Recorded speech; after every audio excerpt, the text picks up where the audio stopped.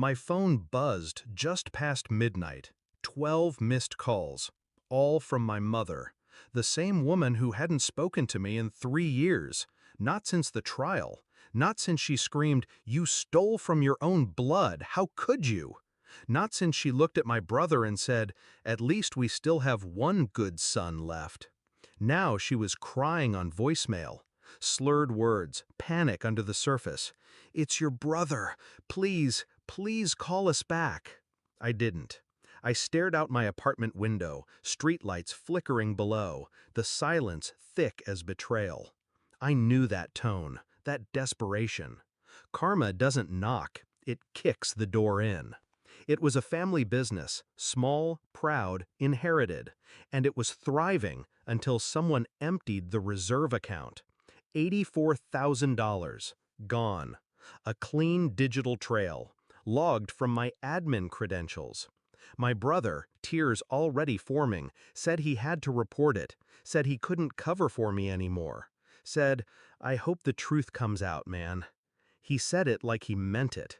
I didn't get a trial, just the living room, where my father told me to hand over my key, where my sister called me a parasite, where my mother whispered, "You're dead to me." That was the night I left. No suitcase, no explanation, just shame thick in my throat. I didn't even argue, because the betrayal hurt more than the accusation. I rebuilt my life in silence. Warehouse job, small flat, no contact. But I didn't forget. Every Sunday I watched their accounts. The business's slow decline, the passive leaks.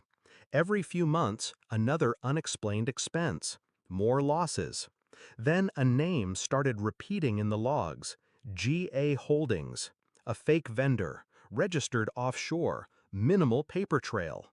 Except the registration email belonged to an alias tied to my brother's university email, one he thought was deleted. It wasn't. Nothing ever is.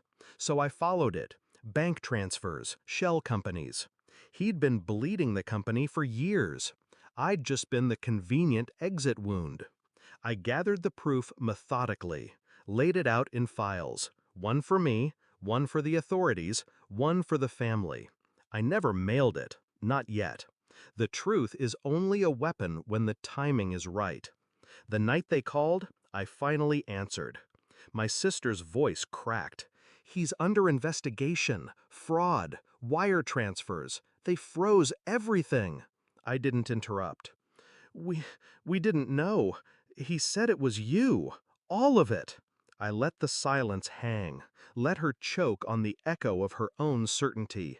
Then I said, "Check your email."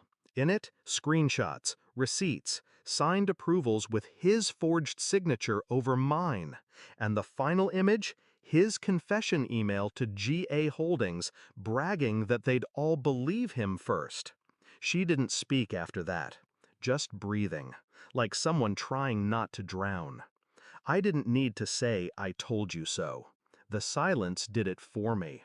2 days later, my mother showed up at my door. Same coat, same eyes. Only now, they didn't look through me.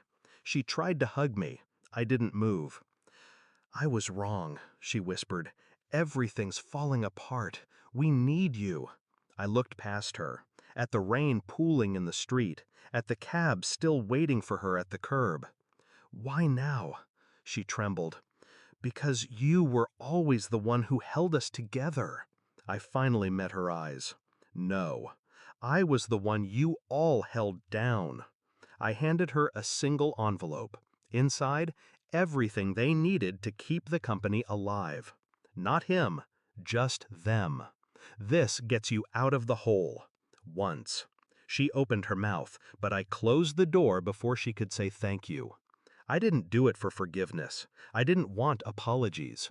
I just wanted the truth to hurt, the way it hurt me, the way it should have hurt them from the beginning. Now they live with the knowledge they chose the liar, branded the wrong son. And the irony? He learned to steal from watching me fix what he broke. He was always the mess. I was just the scapegoat. They'll survive, but not with him and not with me. They buried me once. This time, I buried them in silence, and I didn't even bring a shovel.